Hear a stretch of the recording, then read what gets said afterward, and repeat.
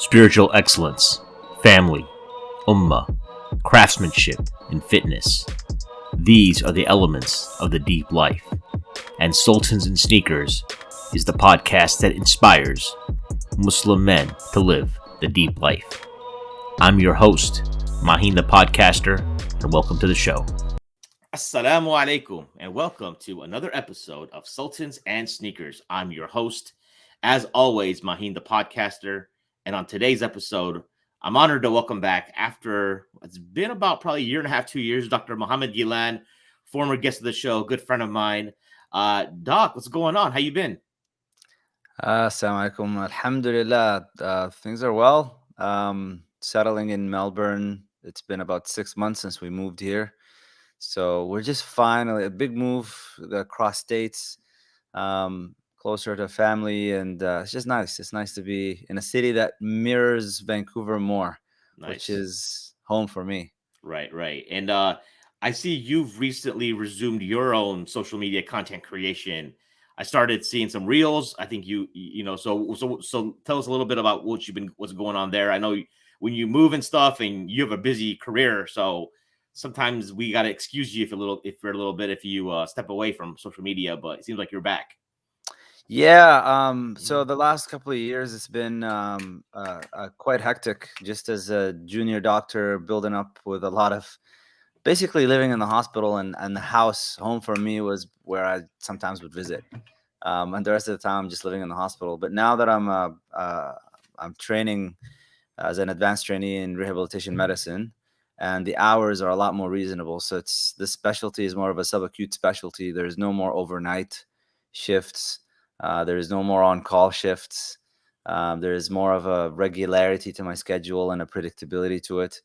And it's much more reasonable. I can now dedicate time to family life, to work life, and just kind of be a bit more organized with everything else I'm doing. So alhamdulillah, it allows me to get back into the stride of what I was doing previously with Al-Andalus, with the podcast, and also just doing a bit of outsourcing with some of the content itself. So the reels and the videos you've been seeing, I've got a sister who's doing that work for me now, who's just going through my previous content and just kind of pulling out clips from it and doing the editing.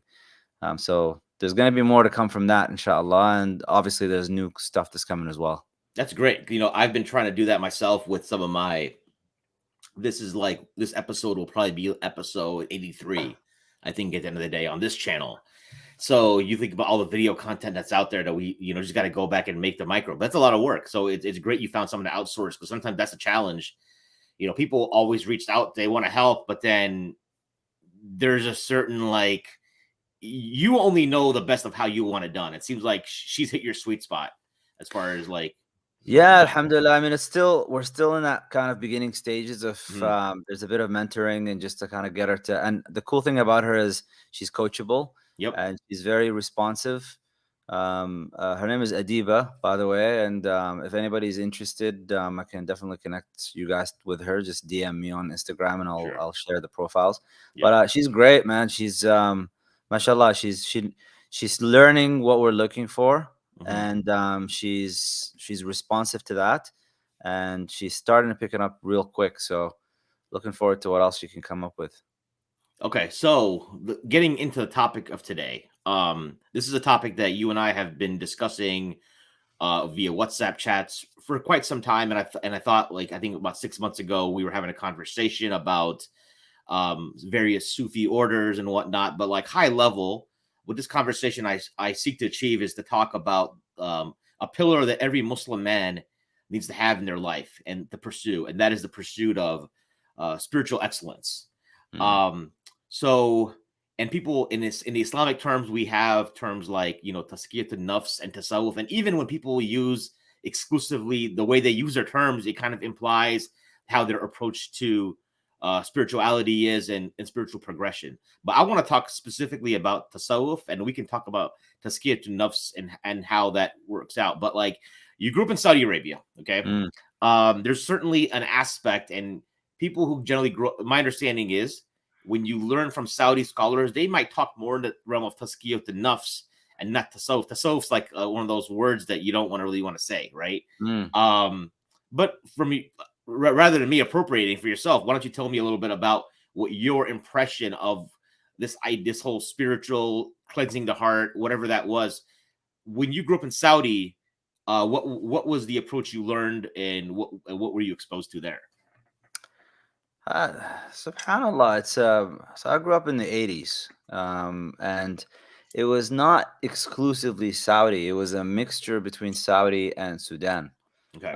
Because my we were expats. My dad was working in Saudi Arabia, but anytime we had holidays or anything like that, we'd go back to Sudan. And prior to moving to Canada, there was a stint in which my dad attempted to repatriate us back in Sudan and live there. But due to the political issues and just future of the children and education, all that, he decided we need to get completely out of here. But that initial period where we were in Saudi Arabia and even in Sudan, subhanallah, that you bring, I'm just kind of reminiscing now and thinking we never heard this discussion in the way that it is discussed in the West. I'm just reflecting on it as I'm speaking to you now. Sure. I think in the West, this reduction of everything in life and the compartmentalization of our experiences and our pursuits seems to be something uniquely Western. Because in Saudi and in Sudan, I was exposed to different ways of being a Muslim, different spirituality kind of a thing. And it was never really thought about as a separate thing that you discuss on its own in that way. Hmm. And so there was the polemics and all of that. We never, as just average lay people, we never really got into it, and we never really got exposed to that. So in Saudi Arabia, the main thing that was, it's as my dad calls it, ثقافة الرب الغاضب. It's this culture or the understanding of the angry God. So Allah subhanahu wa ta'ala is just waiting to strike you with vengeance at any moment, and you just have to really just be you're always walking on eggshells. Hmm. And so the idea was you're always doing all this work and you're trying to do everything, but there was always this fear of the fire, and that was the primary basis of their messaging. And then as secondary to that would be, yeah, there's Jannatul Firdaus, and even the garden itself. There was a focus on the hierarchy, the lowest being a Radwan, and then like you'd go up to the highest at Firdaus, and how like don't bother even like the impression you walk away was, oh, don't even bother trying to get to Firdaus because you're just not gonna make it because you're a terrible human being regardless of Hmm. what you do. Hmm. Um, but there was always this kind of emphasis on, I mean, my experience of the Saudis was they were very spiritual people, and I've hearing imams cry in the masjid, even at a young age when I couldn't really appreciate maybe the significance of the verses. I understood them, but just the way that they hit. Hmm. Hearing imams cry and dua and all of that, that was very common. And so my impression of the Saudis was these were very, very deeply, deeply spiritual people, even though the outsiders in the West might think, oh, Wahhabis and Salafis and whatever. Like I thought these were very spiritual people. And then going to Sudan, the exposure I had, which was never really brought as kind of in contradiction or as oppositional to what I saw in Saudi, I remember being taken to Mawlids, and the season Rabi' al-Awwal, and massive celebrations and the candy that was, and we like it was a big thing. Arais Hmm. al-Mawlid was a big thing. You get this candy that was really sweet, Hmm. and so it was all about the beloved Sallallahu Alaihi Wasallam. And just being exposed to what us in the West nowadays would look at like a tariqa samaniya, and like you see all these different tasawwuf strands and streams that are going on there, but they were never really thought in an antagonistic way. Maybe my age at the time, I didn't get exposed to it and I didn't see it and it was there. That's a Hmm. possibility. Sure. But it wasn't a thing. What city were you in Saudi, by the way? Riyadh. I Okay. was I was in Riyadh, and my cousin and like my aunt's family, they were in Qasim. So we were like, and we would visit them quite often. So we were in the thick of it. Hmm. Riyadh. My experience growing up in Riyadh was the religious police driving around in their Yukons, snatching young men who have their hair too long or their pants too long and whatever. And literally, they would take you up in this SUV and shave your head if if you were just out of line. If you had like a Yeah. fade, if you had your Marines cut, like Yeah. the Americans or whatever, you Yeah. would get your hair shaved. Mm. You're risking that if you're wearing a chain or if you're wearing a bracelet of some sort. Like, yeah, you get caught up in that, and they would take these things away from you. So it's cut like, but subhanallah, it was never as at my age now, thinking back at it, Yeah. I'm really I'm just, my impression of it now is these were very deeply spiritual people who cared about what Allah subhanahu wa ta'ala has commanded and wanted to be very strict with it. Mm-hmm. Um, and I at a younger age, maybe 10, 20, 15 years ago, we would have an impression of it, and we think in our zealot kind of anti-Salafi, anti-whatever, we would think, look at these Wahhabis. But now that I'm thinking back at it, it's like these were very spiritual people who were really concerned about what Allah wanted. Yeah.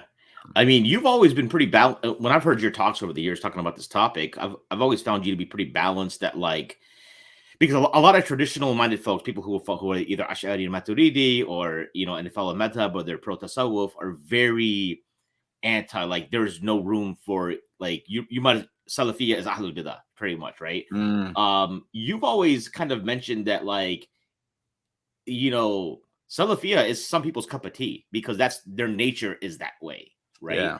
So certainly they have to have some type, because when I was part of the movement, I remember the books. I think the common book, Ibn al-Qayyim's texts were the ones that Mm, you think about, like disease. And it wasn't like, I'm thinking about it when I was preparing this podcast. It was like, you're not thinking about, like, okay, it's not like Athkar, etc., but it's like thinking about things like envy and, like, mm, how do you, like, look at people, that kind of stuff. That's what a lot of the focus was about, like jealousy, envy, lust, mm, and thinking about that, and trying to hone that, but not necessarily prescribing something for it, but just like being conscious of it in a way. yeah. Yeah, I mean, I remember the text and they still resonate with me. If I remember the title correctly, Ibn Taymiyyah's Al-Ubudiyya, Hmm. which is basically a book about Tawheed and about total and utter reliance upon Allah subhanahu wa ta'ala and disregard of the creation as having any power whatsoever Hmm. over you. To the point, the passage that I remember Ibn Taymiyyah saying that, he's on his horse, and if his staff fell on the ground or anything fell on the ground, he wouldn't even ask. He would talk about tawakkul and talking about reliance upon Allah, is Yeah. that you don't even ask somebody else to give it to you, that Right. you go down by yourself and you pick it up. And that stuff really struck me, because it's the way I look at how they express themselves. A lot of this, it's really all the same things that you would read from Ibn Ata'illah Secondary, for example, in the Hikam. Sure. It's just because Ibn Taymiyyah says it, maybe, like, it's even though it's the same statement or the same kind of idea, it gets rejected by somebody on the traditional side because it's Ibn Taymiyyah, and they don't, and I think there's a lot that gets missed in terms of the tasawwuf that is present in the Saudi culture, generally speaking, even at that time, Hmm. with all of their, call it whatever, Wahhabism, Salafism, whatever it is. There's a lot of spirituality there, and I think, just to be fair to them, just because they don't share the same terminology or you have a little bit of a beef, I don't think that's enough to say that they reject that entire thing. Hmm. Um, I think that's, you're really hitting on a good point here, because when we're in America, people will always say some, and this trope is thrown around from both sides. Like, Salafis will say about Sufis, like, yeah, the Sufis I know, they go to Molid and they do this, but then they don't go in. Some Sufis will even self-criticize. They'll say, like, they'll go to Molid, but we don't see them at Fajr or Isha at the Masjid, right? Or they're mm, jerks, right? And that's, but good individuals. Maybe it's common in the Muslim world, people in the Muslim world. And when I remember meeting Saudi students coming from Saudi when I was an undergrad and growing up, usually there is something about Muslims who grew up in the Muslim world of having basic etiquettes and just mm, being good people. That mm. is a huge part of this science, right? Like, Oh my God! I mean, the Saudis are. I mean, maybe it's because I was born in Riyadh Right. and I just have kind of a, just a natural likening to them. And I love Saudis. I really, and I don't say that to, gain brownie points with anybody. I Right. really, really like Saudis of all people. It's just there's something really special about them, Hmm. and the generosity and, like you say, like the etiquette and the adab and all of that. I mean, we were driving one day in Jeddah and we got lost and we're trying to get to Medina. We're trying to get to Mecca. We're trying to do Hmm. Umrah, Sure. and so we're driving and we just got lost in the roads, and my dad just pulled up at a light, and he's the guy next to him, he just said to him, like, just roll your window down, and we're just told him we're a bit lost, can you just tell us where to turn here? And so the guy said, he started to say, oh, go up here, and then he's like, good luck, and it's like, I'll tell you, just follow me. And this guy drove and turned and turned and turned, and this took like 20-25 minutes of him doing this Hmm. until he got us to the highway.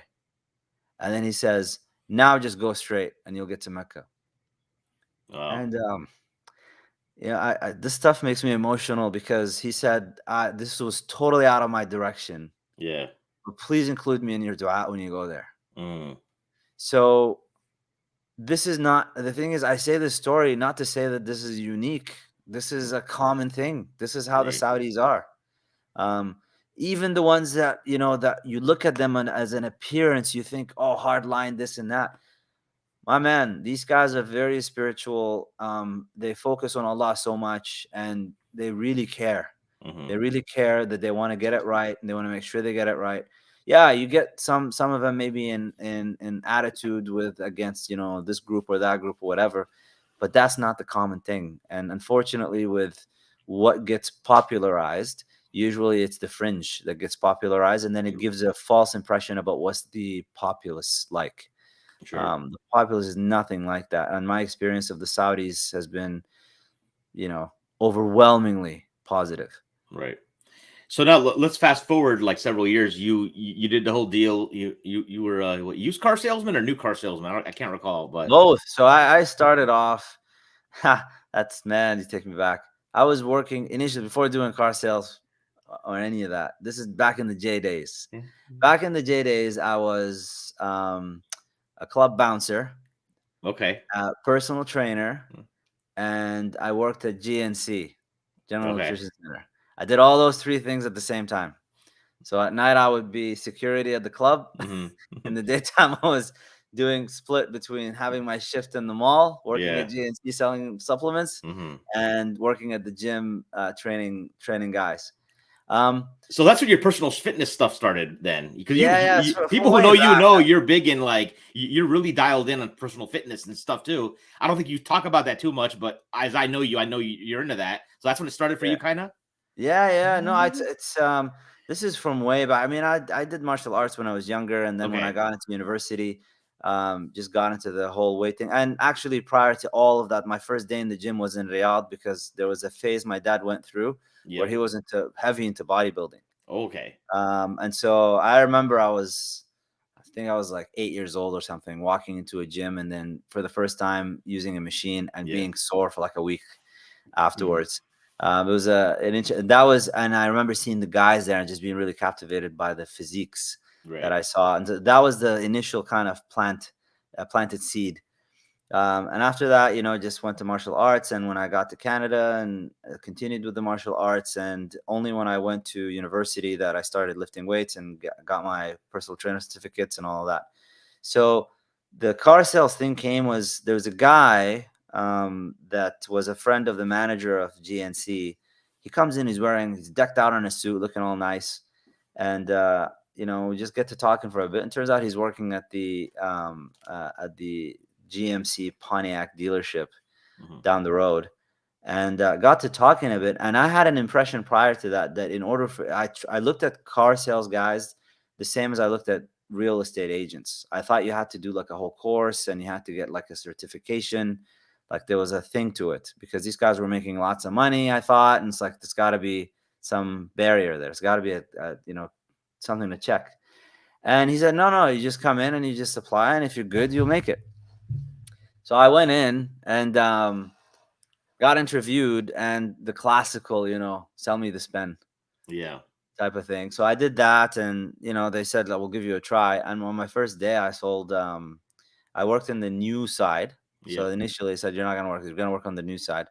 And day one, I sold 3 cars, which is a hat trick. Hmm. And they got really impressed with me, and I hit, like, I was salesman of the month for quite a bit out of the months. And after that, I got recruited by the used car manager who moved out up north in BC. He said, "We need you to come up here because this dealership needs some fire kind of lit up a little bit." So I moved up there, worked there for a bit, and then it was a mixture between used and new. That was a Chevy Cadillac dealership. Right. And then I moved to Alberta, where I worked at a Ford Lincoln dealership. And I was doing more on the online marketing and sales side of things there. Ultimately, though, at the end of it all, alhamdulillah, I made a lot of money. It was really good, but it was meaningless at the end of the day.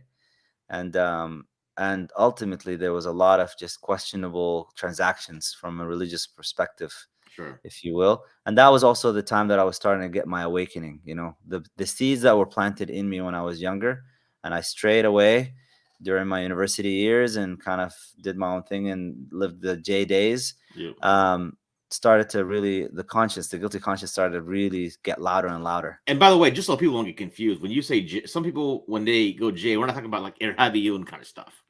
No, no, no, no, no, Yeah, no, no. yeah, no, Jahiliyyah is basically like you're partying. You're yeah, just you're right. not like, you're not You concerned about guffla, anything just religious. Yeah, you're just heedless. No, yeah, I just yeah, want to because very heedless. usually when we say J, there's other connotations. So I just want to make sure that no one gets the wrong idea here. You know what I mean? No, no, I had nothing. I wanted nothing to do with Muslims, man. I wanted nothing to do with practicing Muslims or All right, or non-practicing Muslims. right, I just wanted to be just left alone and just wanted to make my money and just enjoy life. And it was all about just living, and just, it was very animal if you think about like how to live that way.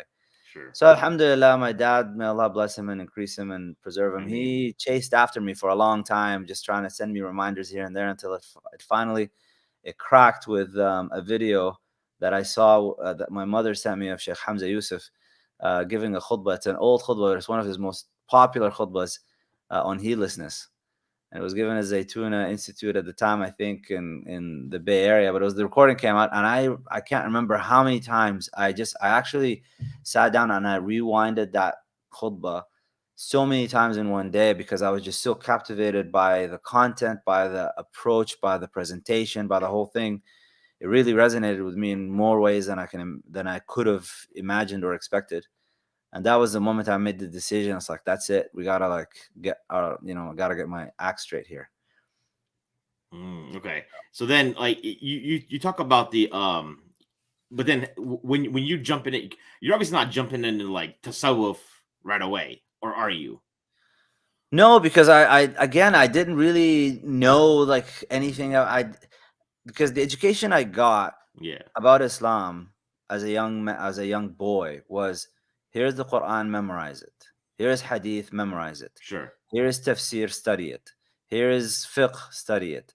And there was really, like, that's why at the beginning of this I said, like, it's very odd when I think about it backwards, when I look backwards at it. The Hmm. way that we think about these things in the West, we compartmentalize, and we are very reductive. We Right. like to split things up and categorize them in that way. Yep. There's an obsession in the Western mind with categorization because it gives you the illusion of control over the subject matter that you're dealing with.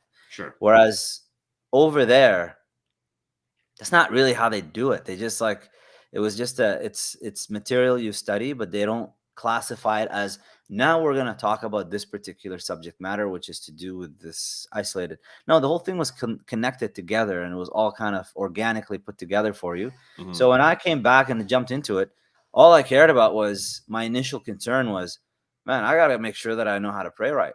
And I got to make sure that I know that my fasting is correct and my rituals are performed correctly. And I discovered, to my dismay, that my wudu, even from Saudi, the entire time was wrong. Like, I wasn't actually performing wudu properly, because I thought that after you wash your hands in the initial bit, when you're doing your wudu and you're washing from your hands up to the elbows, Mm. that it started from the wrist. Mm. because that's what I saw people do when I grew up, and it was never really methodically taught to me in that way. And so it was quite something to learn how to do fiqh properly, to learn how to to articulate things properly. And when they taught us aqidah, nobody ever said, okay, so now we're going to sit here and study ash'ari aqidah. They just like, look, we're going to study aqidah al-najat, we're going to study the aqidah here from Ibn Ashir's text, we're going to study this aqidah Khalid al-Bahiyya, and just so on and so forth, and just kind of continued on like that.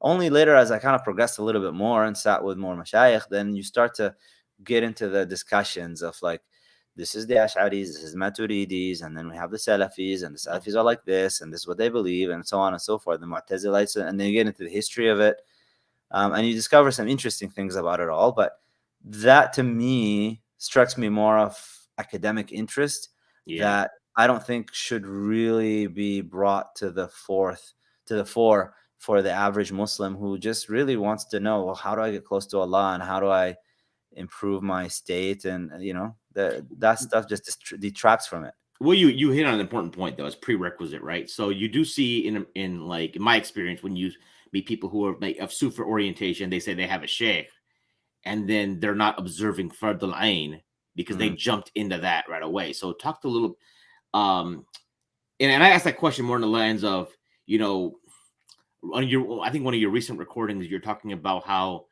feasible it is for people to get into a habit of a juz a day, right? Yeah. Now, when someone hears it, they're overwhelmed by it because of like so many obstacles. But like that's a practice that is not just exclusive to Sufis, right? No, not at all. Of course not, right? Because I think a lot of myself. I remember I was having this. I was in a WhatsApp group, a couple of weeks ago, and I was having a conversation, and someone was saying that like, oh, in the Muslim world, the reason I'm going to the Muslim world to marry a sister is because, someone who's going to read a juz a day, et cetera, et cetera. And I was like, well, yeah, if someone's reading a juz a day in America, they must be from the awliya, because our lifestyle here is just seems to be not. And one of the brothers, who's a good friend of mine, but he's very Salafi inclined, he's like, no, it's not that difficult if you do it this way. Now, he's also obviously he's been reciting for a while, and he can he has the confidence, like people who are far from reciting, or they're not reciting regularly, they're going to be choppier with it, they're going to make more mistakes, so it's going to drag on. But people and he was like, no, this is something that's doable. You just have to like make it a priority for a while, and then it'll come. It's like practice. It's like working out. So that's what but when I heard that, I was like, because I feel like for me personally, there's been times in my life when I've been able to like get a juz in a day, and those days I was doing like nothing else. Like, I mean, I was going to work, and I didn't have, but I wasn't like for me, it was like the mental energy that was expounded in doing that left little time for anything else. If that makes sense. Sure. I think you have to change your attitude and approach to it, beginning with how you view yourself. So I can just telling you, I'm sharing this just for the benefit of the listeners, and whoever wants to take that. I don't negotiate some things with myself or with anybody else. Okay. So for me to recite a portion of Quran a day, no matter how much of a portion I'm reciting, I have a baseline that I don't go below.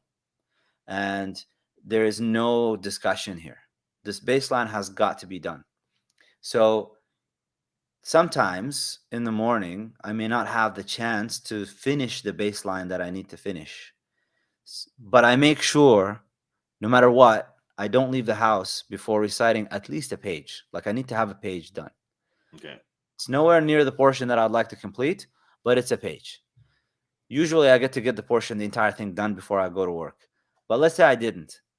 Well, it's not like I'm taking my mushaf with me. I have the Warsh app on my phone, and there's a chapel at work. Sometimes I'll get to work, and before I get upstairs, I look at my watch. It's like, I got 5 minutes. So I'll actually take a beeline to the chapel, sit there for a minute, and recite some more just to catch up on what I missed. Okay. And then during break time, I'll go and recite another. And then at dhuhr time, after dhuhr, I'll sit for a few and I'll recite. So that way I make sure that I get what I need to get done in terms of the portion that I recite. And I don't give myself a chance to contemplate the possibility of not doing this. This is not an option. This is not a thing that I give myself any way out of it. So it's like it's either you are the rider riding the elephant or the elephant is going to ride you. And your nafs is the elephant. And I love that metaphor, the way that Imam Ghazali uses it. There's also Jonathan Haidt in his books, the psychologist, also uses this similar metaphor. And I wonder if you got it from Imam Ghazali, that it's the elephant, because it's so big and heavy that if you let it ride you, it will just overwhelm you. So, Alhamdulillah Rabbil Alameen, because I don't give myself room to negotiate these things, they just get done. I get up in the morning, sometimes I'm just beat, tired. I was like, oh my God, I really like this morning and yesterday morning. I've had 2 3 days in a row now where I get up in the morning and I just simply would rather not go to the gym. I just don't want to do it. I feel stiff. I'm feeling like this is just a bit much, maybe. And then myself starts to come at me and goes like, well, rest is really important and you should get this extra sleep because for recovery, blah, blah, blah, blah, blah. And then Right. so I just tell myself internally, shut the hell up. We're not discussing this. This is happening. So either you come willingly or I'll drag you out there. Mm-hmm. Right. So I approach that across the board with everything. It's more difficult with things that are more to do with bigger long-term projects or projects that have deadlines and stuff. And for those, because like you say, you get overwhelmed, I just break them down into doable portions. So right now, for example, I just picked up this book at the airport because I went to Sydney, Outlive by Peter Attia. You see Okay. how thick this thing is? Yep. It's so okay. You look at it, it's like you're gonna read that entire thing. Well, I've already finished part one, which is 3 chapters. Yeah. And the way that I did it was I don't really think in terms of like I need to finish this entire thing. I just go, okay, each chapter is roughly about 18, 20, 25 pages. I just got to get through 20 pages. That's all I got to get through. And Yep. so the flight there was an hour and 20 minutes. So I managed to read a bit there. On the way back, I was tired. I was feeling sleepy, but I still managed to get, again, a big portion of it done. And whenever I get an opportunity of time, I just sit there and just go do it. قليل دائم خير من كثير منقطع is the statement. Mm-hmm. Something that is consistently done, that is little amount, is better than doing big portions that are intermittent, where you have Sure. large gaps of time where you don't do them. Mm-hmm. So consistency is key, and you have to have a list of things in your day-to-day life where you say these are non-negotiables.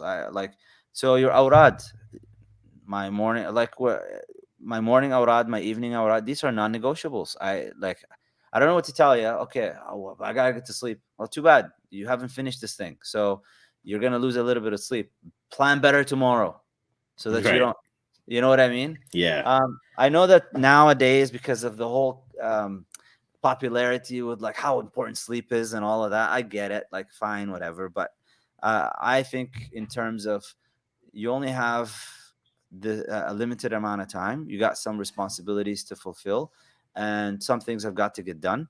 And so I look at sleep as, yeah, it's important, but if something is going to get sacrificed for the sake of something else, that's where I prioritize. So you just have to have a deliberate kind of intention. You have to have conscientious approach to everything that you do, Mm-hmm. and you have to have a list of things that when you begin doing them, don't begin with the big picture, like this is where I want to be, in 5 years. Take where you want to be in 5 years, break it down into smaller goals, and then think, all right, this is doable, and I know that I can consistently do this.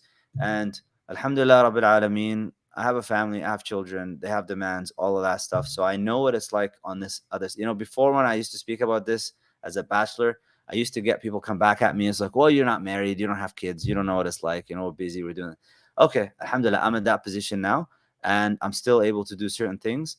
And also meet responsibilities and be there and present and Sure. all of that. So Right. I think the sleep thing. It's on my mind a lot. So right now in the summer we're in Chicago. So like let's say, and there's the whole like the fuddle of praying Isha and Fajr in Jama in the masjid. Okay. So I'm doing this math in my head. Okay. So Isha comes in. By the time the Jama is like at 10:20. By the time you get home and get to sleep, it's probably 11 p.m. if you're lucky, right? mm, The Fajr then goes off at 3:37. The Jamaat's gonna be like at 4 a.m. Right? It's like a 7-minute drive. You're doing all the drive time in it. It's like masjid 7 minutes away. Yeah. But now you're cutting into like under 5 hours of sleep, right? And so these kind of things become like for me, I get anxiety about this like big time. You know what I'm saying? Let me tell you something, Hain. Let Yeah. me tell you something. So I learned about this. I love the way this was articulated. So Sheikh Abdul Hadi was one of the speakers at. So this past weekend, I was at a Youth Muslim Association conference in Sydney, Sure. and one of the speakers, one of the teachers there, Sheikh Abdul Hadi, shared this thing. There's a question about being too stretched and feeling too burnt out and all of that. And he said there are 3 levels that impact how you are. You could be at a state of stay, or you could be in a state of stretch, or you can be in a state of snap. Men should always be in a state of stretch. So stay is when you're stagnant. You're not doing anything. Life is just easy. You're not being challenged.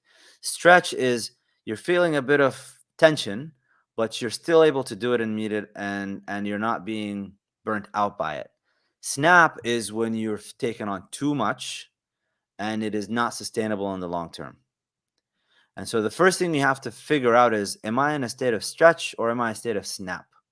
If you're in a state of snap, the first thing you need to do is get your scissors out and start pruning things out. You need to cut some things down. And that cutting is actually very unsettling for a lot of people. Let's look at it from a religious perspective. You mentioned the example of, I want to Isha and the fadl of Isha and Fajr in the masjid and all that. If I were to try to match what my mother-in-law does, I would be snapping left, right, and center. I would be snapped into 1,000 pieces. MashaAllah, this lady is like, I'm convinced she's a wali.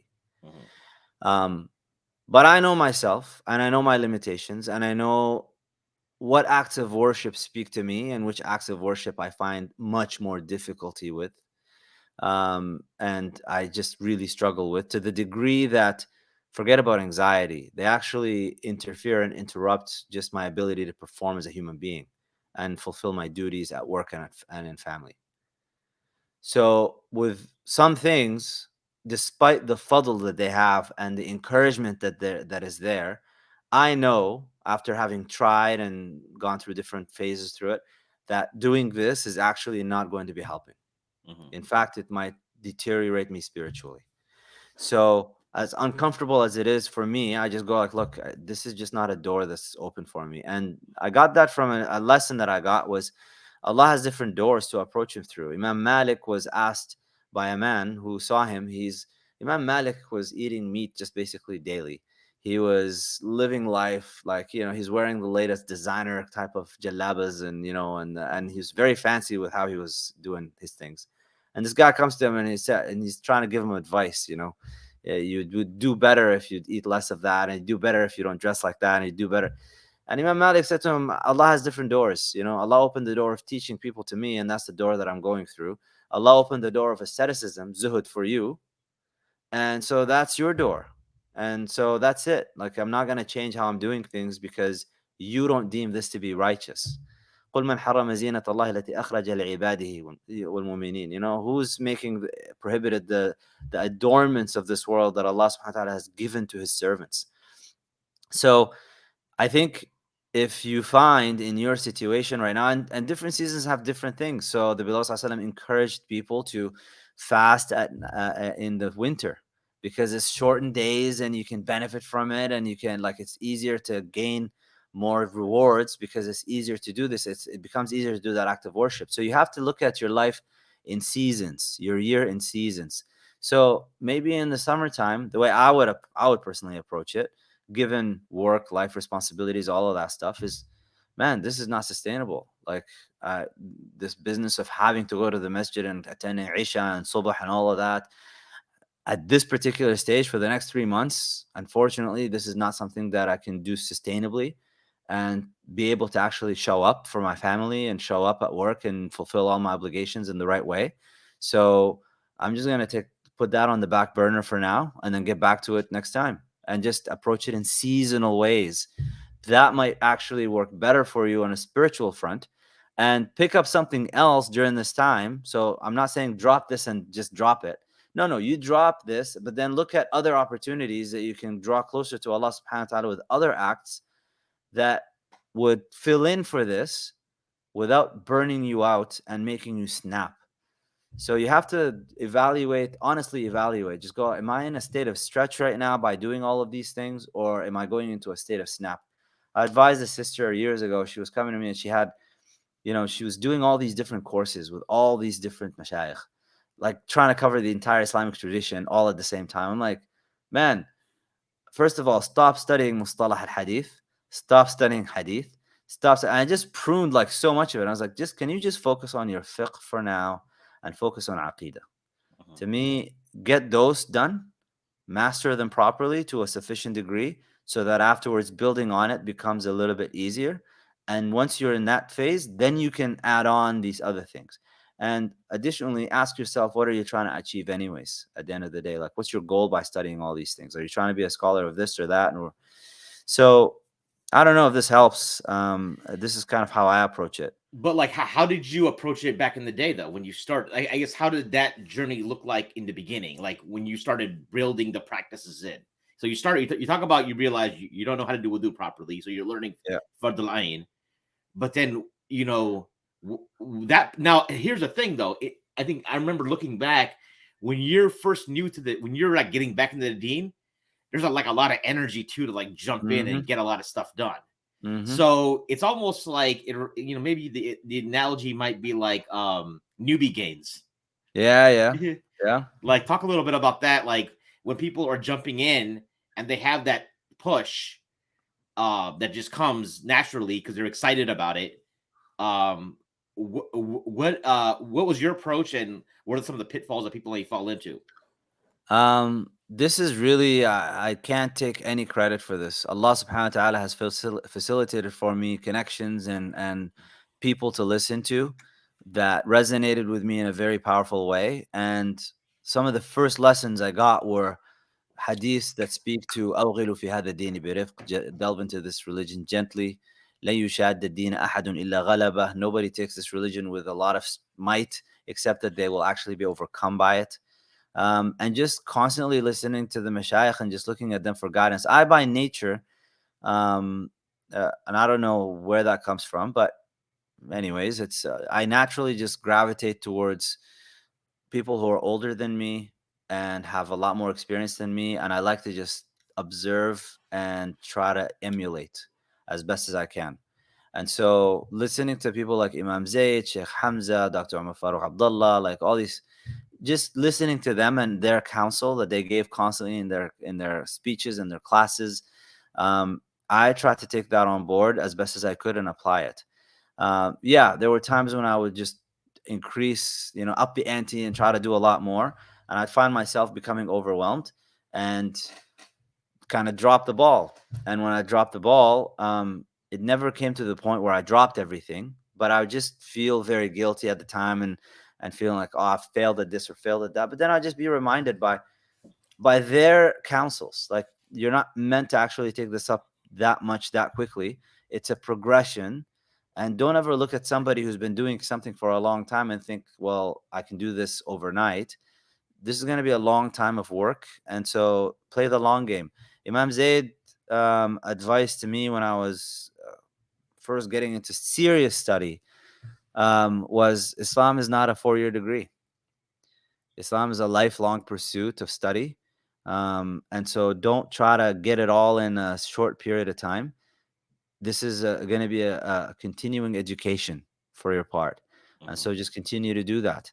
Um, so that's kind of how I approached it. It was just tawfiq, really, is ultimately is what it comes down to. It's nothing that I did personally. It's Allah subhanahu wa ta'ala just put all these, because the first thing that I asked Allah when I,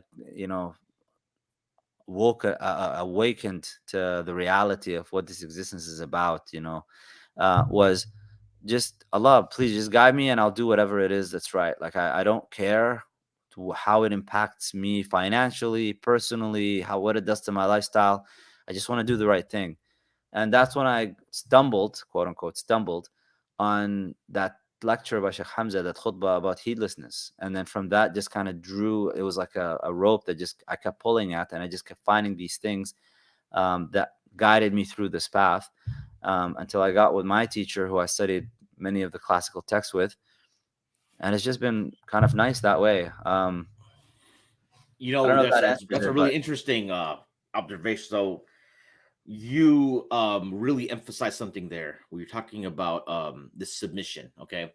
Um I did a podcast with Sheikh Omer Hasib before Ramadan, and we were talking. He was talking about his experience with living with his 120-year-old Sheikh in Morocco, and the practices and whatnot. And I was kind of pushing him a little bit as far as like, well, how do we get that? And he was like, well, listen, man, the problem is that we here, like in America or Canada or wherever in the West, we want Amazon Prime Islam. He's like, we see. He's like, oh, I see that guy can do that. I want that too. How do yeah, I order that? Like, boom, like yeah. with in Prime delivery, same day delivery kind of thing, right? Mm, Um, and I think but the thing that really hits me there is people want. Okay, I want spiritual. I want spiritual fulfillment yeah, from a very selfish point of view, but I don't want to do this or that or this or that, and I can't give that up. Like, or let's say, for example, like, yeah, I do want to do that, but I like hanging out with girls too much. hmm, You know, I can't do that. yeah, So, is there something I can do to get that, but not give that up, or you know what I'm saying? yeah, Like, yeah, I think it's a huge hang up for a lot of folks. Is that and it seems like what you're talking to yourself there is like, listen, I don't care. I'll do it. Like, I am submitting, and only then and there are you stumbling. But really, the reality is the door just opens for you and directs you that way. yeah, yeah. اتقوا الله ويعلمكم الله. That's really in Surah Al-Baqarah. Allah tells us, have this God consciousness, and Allah will teach you. So if you submit, Allah will open the doors, and He will direct all the right people towards you, and you'll find yourself in circles that you never imagined that you'll be running in these circles. You'll find yourself meeting people you never thought you'd be meeting, going to places you never thought you'd be going. But it really comes down to that. You have to have submission. It's interesting that Islam, as a religion, the name of it is not after any particular person. Right. It's named after a state of being, which is a state of total and utter submission. And only through total and utter submission will you actually get the guidance. But if you come in with this kind of me attitude, and I want to do this or I want to do that, or I get people telling me, one of the questions that came up this past weekend was feeling like it's just a grind. I just do these things, but I'm not feeling anything. I'm like, are you worshiping Allah for a psychedelic experience, or are you worshiping Allah because you need to be worshiping Allah? You Mhm. have to check your intentions and figure that out. And if you're worshiping Allah because Allah is deserving of it, what you should be doing, regardless of how you feel about it, is be in a state of gratitude that Allah has allowed you and is using you as a means of remembering Him. And that's really what it's about. So, yeah, man, it's I'm not doing anything of my own accord. I reflecting, from time to time when I get asked these questions, and I kind of have to think about my life. Right. I find it interesting because I find myself. It's a very peculiar experience. It's like an out of body experience because I look at myself like, well, you had nothing to do with this. Right. The only thing I did was I just said, look, I don't care what it does, and I had it made it that act of submission resulted in dramatic changes to my lifestyle, my financial situation, my livelihood, all of it. It's just like it was dramatic changes. Very dramatic changes happened, but I was actually in a state of happiness the entire time. So I think what's interesting there is as well is that you hit a point when you have it almost feels like now I'm talking very naturalistic here in a sense. But you have like a window of opportunity that you capitalize on. Yeah. Because sometimes people, what happens is that they have the window and then they just, for some reason, they drop it. Because so I'm just gonna be transparent here about myself. Like, so there have been times in my life where you feel like, okay, I'm just like that. Those windows are open, and I Yeah. jumped in, but maybe I didn't navigate things or the right way or whatever, right? Mm. Or, but now today it's like the struggle is with all these like dunyawi expectations. You've got job, and well, you're in the same boat. That's the thing. You and I aren't in like, Yeah. I'm probably maybe a couple years older than you, if Yeah. that, but similar situation. Yeah. The weight of family and kids and like career and all that stuff is and aging parents, all Yeah. that stuff's there, that you're like struggling. You're just, there's this tension that you're like trying to navigate yourself. Mm-hmm. And Mm-hmm. it seems like what you said was like, but at that window opportunity you had, you submitted, and then the thing started opening up for you. You know what I mean? Because so I think I think that's the thing, that we are sometimes our own worst enemies, and that's what I'm trying to take away right now from this conversation is that, like, man, like really, it's about like I'm trying to do everything myself. That's what it seems Yeah. like for me. Look, you rely upon yourself, you'll be disappointed because you just can't do anything of your own accord. You have to just give it up and just say, like, this is Allah's dominion and Right. Allah's in control of everything. This is a thing that I'm like right now at Ando's halaqa. We're doing Kitab al-Tanwir fi Isqat al-Tadbir by Ibn Mhm. Ata'illah Secondary, Sure. the Book of Illumination. Mhm. And the entire thing is about give yourself up. Just get rid of yourself. Just this is the divine decree is going to manifest regardless of what you try to do or not try to do. Allah subhanahu wa ta'ala has chosen for this world to be created in a particular way and for things to run a particular course. Now, you as a human being are in the middle of it and you have choices to make, and you can act in ways that facilitate certain things, but it's all going to be by the permission of Allah. You're not going to do anything that Allah subhanahu wa ta'ala doesn't want to happen. Right. So you have to basically, what you're responsible for is your effort, putting in the effort. But the outcome, that's Allah's. Allah decided the outcome. And the outcome, your effort is never going to be in vain. So I, personal experience, I put in a lot of work in my undergrad years to try to get a position at a prestigious cancer research agency. I really wanted to get into that field. I wanted to, and I put in a lot of work. My dad remembers, and we talk about this from time to time. Coming down at 3 a.m. in the living room and seeing me wide awake in the darkness with my laptop, going through papers and writing my proposals and doing all of that stuff.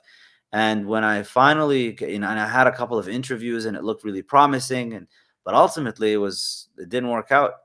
Everyone was disappointed except for myself at the time. And I'm not saying that because I was, really studying with the mashayikh and I was really in the zone or anything like that.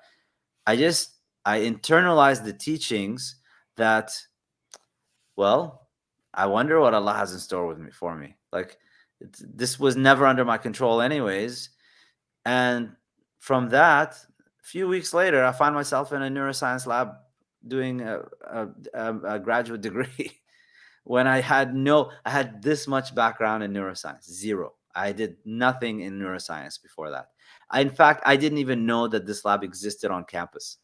I had no idea. That entire building in which the lab is situated was like a grand mystery to all of us. That building was a building for UBC's medical school. And so we are at UVic and we don't really bother with that building. Didn't realize that it was actually still part of UVic. And there's labs running experiments there. And there's people doing graduate degrees there and all of that. And subhanAllah, even the form to fill out to submit to my department, microbiology and biochemistry, that I'm going to be doing my degree here, that form, I didn't even fill that form out. Like, the form was filled by my supervisor. She filled it out and I simply just walked it across. So you're talking about a matter of weeks. And just to add to that, Yeah. nobody from our department who tried to go into that lab, with the exception of one girl who happened to just have prerequisites and things to facilitate it for her, nobody else was allowed. And it was actually stated by the head of the department, because he was losing students to this neuroscience lab. He wanted everybody to be doing their research in microbiology and biochemistry.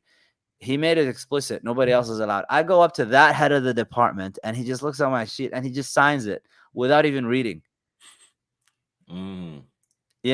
So all of that effort that I did for one particular goal and doing istikhara the entire time. Because what is istikhara? Istikhara is to seek the good, and if there's bad in it, for Allah subhanahu wa ta'ala to do what?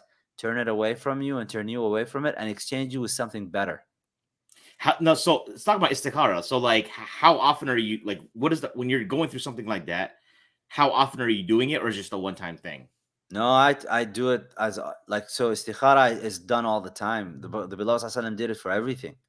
So you do it for all the time for that thing that you're doing. You're praying it multiple times. Okay, You're not so just it's not praying it like once. not just once and Yeah. like, okay, gotcha. No. Allah subhanahu wa ta'ala loves ilhah, that you like really push with your dua. So you're doing the dua and you're doing, and so if it's facilitated, you continue to march forward. And if it's not, Allah will close that door, but He will exchange you with something else. Yeah, I mean, I think a lot of folks have this like mindset that like, oh, I can get better at prayer. I can focus more on prayer and Quran. But right now, if only I was married to that sister, or only if my kid didn't have autism, or only if I get this job, right?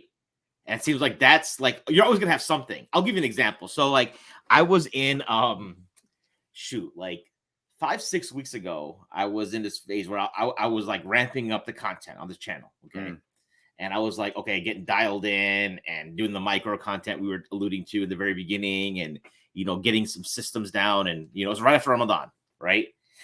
And I was for some reason I was thinking about like I think at work we were just having some small talk, and I was like, man, I'm good. I know I was going to take my mechanic. I was like, I was driving a Subaru Forester, which is like a mid-size SUV. I've had it for 7 years.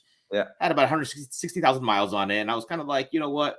I'm hoping I can get 250 out of this guy. So, at 160, you're going to get, or 170,000 miles, you're going to get like issues, right? But it's like, that's not common. You repair them, you keep moving. And it was like, as long as it's not crazy, I'm going to keep, paying for this. So, and I was talking to like some coworkers. I'm like, man, like I'm hoping I get this to 250, and then in 5 years, you talked about was it Yukon or Tahoe earlier?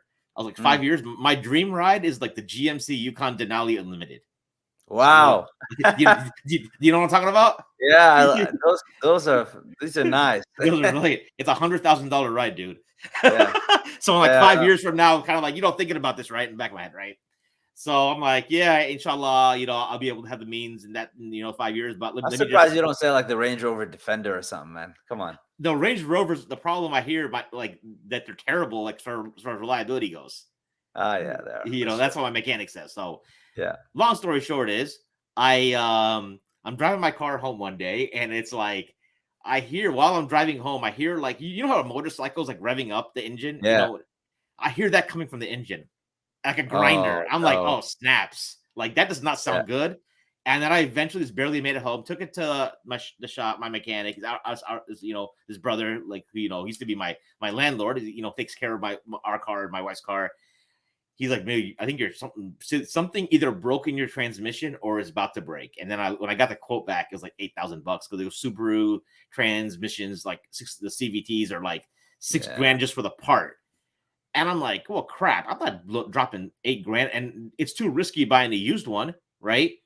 Because you don't know what's been through. So all of a sudden, next thing you know, I'm in the car market, right? Yeah. And now what happens? I'm like now consuming all this stuff about car deal, like how to negotiate a deal, etc. Yeah, I was like thinking back, my wife just got hustled on her car like a few months ago, right? Yeah. And that's all I'm doing my research on, and I'm looking at this and this and that. So I finally pulled the trigger, and I bought a Jeep Wrangler the other day. Okay. And as soon as I did, it seems like, okay, this weight was lifted, and now I'm back into the phase I was 6 weeks ago, grinding back to the thing. But it's like everything was like on a whole, like I was distracted by this whole car issue. Like we would call it car bug, and researching. I'm like, I gotta say, because I was really like, man, my thing was my wife got hustled. That is not happening to me. I'm going into these like I'm gonna take it out on this dealer. And that's what the guy told me on Saturday. Because the guy was like, I was like, why'd you take it out on me? I'm like, listen, man, whatever I get at the end of the day, what do you save? A couple $1,000? Yeah. Right. But for like 6 weeks of like, that's all I did. I was consumed by it. And it just reminds me of that is like we're so fleeting in what happens, how life, what stuff happens to us, right? That's interesting because it's like the idea that you would waste so much time, or not waste, you're spending so much time with Right. such little return on your investment in that Y- time, Yeah. is interesting to me. ولا تمدن عينيك إلى ما متعنا به أزواجا منهم زهرة الحياة الدنيا. Do not extend your gaze to what we have given in pleasures, Hmm. for them. That's just the flower of this world. Right. Um, you're right, we're fleeting, and that's why you have to keep yourself in check. You have to have that deliberate effort of, look, I have these things. Like my friend Malik, the other day, was telling me, he's like, every morning he starts his day, he's got a checklist of things, and he has that in front of him on the wall, hung up, and he needs to cross each one of those things. And if he doesn't have this structure to his day, he says he just aimless the entire day. Hmm. So you have to have that external structure put in, and expectations. You need to have expectations of yourself. Um, it's the idea and training of progressive overload. Like if you want to have some gains in the gym and improvements to your body and all of that, you have to have progressive overload. You have to switch things up every once in a while. You have to have phases of this stuff, but you have to have that structure to continue to move forward. The issues like this coming up. Okay, so you had, like, I look at that situation because it happens to us as well. We've had the fridge we had a couple months back just broke down out of nowhere, and fridge is supposed to last forever, but this thing for whatever reason just wouldn't. And we were told, like, you gotta get a new fridge. So now I gotta go and spend time and research. But my wife and I are different in the sense that I can be a bit too hasty, Hmm. which is how I might sometimes get hustled. Yeah. And she is really thorough, and she wants to make sure she gets the best deal, Right. which has made me try to improve the way that I do things. But I still put a limit to it for myself. I'm like, look, I'm not going to spend too much time on something that I think is, regardless. Like, to me, when you say 6 weeks to save $2,000, I'm thinking like, the 6 weeks with $2,000. Like, what else could I have done that could have made me that money that I just, wasted, or more money to invest, that I just wasted because I wanted to save that just for some egotistical or just kind of self comforting thing that I didn't get hustled on this deal or whatever. Right. If I'm in the car market right now, I approach it with the attitude. I was like, I even tell the dealers, I'm like, look, I know you need to make money, but to a reasonable degree only, Yeah. you know?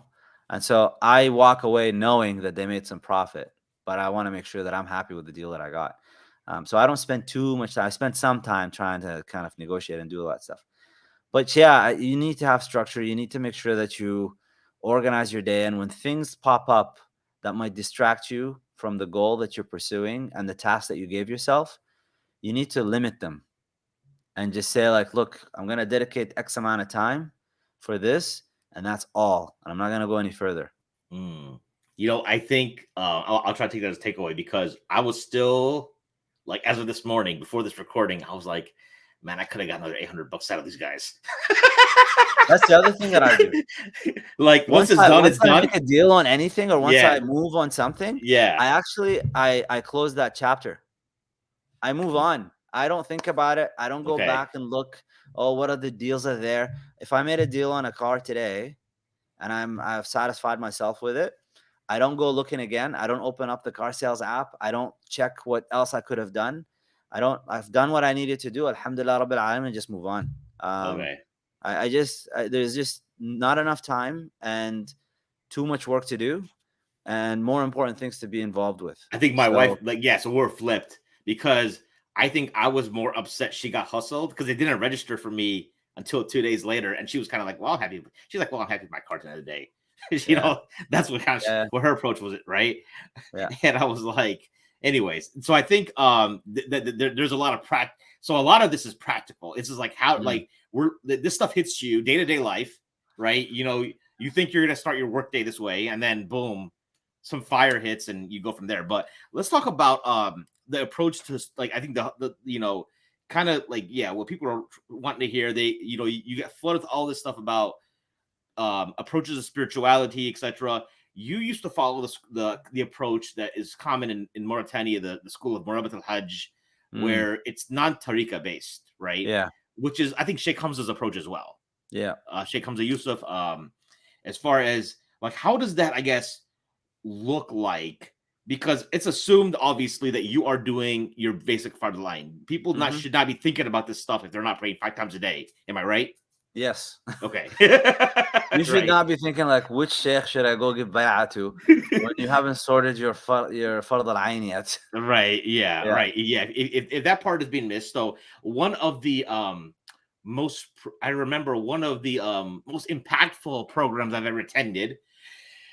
This is 2007. This is, and I went there. This is like when probably around the heyday of my Salafiyah, but I was curious. I attended the Zaytuna Agenda to Change Our Condition program. Do you remember that? Yeah. There was a I have the book, weekend with man. Sheikh Sorry? Yeah. I have the book. Yeah. With Sheikh Hamza and Imam Zayd for a whole weekend. Yeah. Like you can't get that. You can't get that kind of stuff from them anymore for the public. That doesn't exist. I mean, I don't know that exists anymore, right? Yeah. They would come to your city because Al Maghrib was popping, so Zaytuna was doing that's what Al Maghrib guys were telling. That's what we were telling ourselves. Oh, Zaytuna's trying to copy us. They're coming out, but they're bringing their heavy hitters off the bat, right? Sheikh Hamza Imam Zayd for 2 days. Yeah. But that stuff, but Sheikh Hamza said something in that talk was about just like being like tracking your compliance to on-time prayer. Yeah. You know what I mean? And I was like, oh, snaps. That's like something that like even when you're praying 5 times a day, but like how often are you late? And even if you're late, you're probably like, okay, let's not even get into this. So I think that's fundamental to everything is like getting your prayers in on time and like, you know, not going through emotions kind of thing either. You know, you're at work, you're like freaking what they call the analogy of the rooster pecking at the seeds. If you're doing that, you know. So let's say you've got that part down and you want to like up the ante a little bit. Like talk about the approach, the Mauritanian approach that might resonate for some people. It's really just a matter of applying the sunnah and just adding the sunnah to the practices that you do. Okay. So if you've established your fard prayers and you're now doing them consistently on time and you're not missing anything, it's not just fard. So if you're a Maliki, Raghibatul Fajr is not something that's really negotiated. It's not like, oh, you could pray it or you don't have to pray it. So there's Subuh, the technical name for the prayer, the fard prayer in the morning. But then there's Raghibatul Fajr, which is a category that is above a sunnah, but is not technically a fard yet. So it's a prayer that you actually have to pray. So that's expected of you. Even if you're just starting to pray, you got to do those 2 rak'ahs before you pray Subuh. And the Shif' and Witr, that's also expected of you. It's not, in fact, in the Muqaddim al-Izziyah, if I recall correctly, in the commentary, when we were studying it, it was mentioned that if somebody consistently continues to miss Shif' and Witr after Isha, the Qadi could actually reprimand that person. Wow. Yeah. And with that, can somebody get by if they're beginning, let's say, hypothetically speaking, with just 1 rak'ah of Witr in the Maliki school? Okay. As long as but it's better to just do the 2 and the 1. The 2 and the 1. So, but is that preferred over the 2 rak'ah sunnah after the Fard Isha? Yeah, if you're gonna do something, you should do the Shif' and Witr. Okay.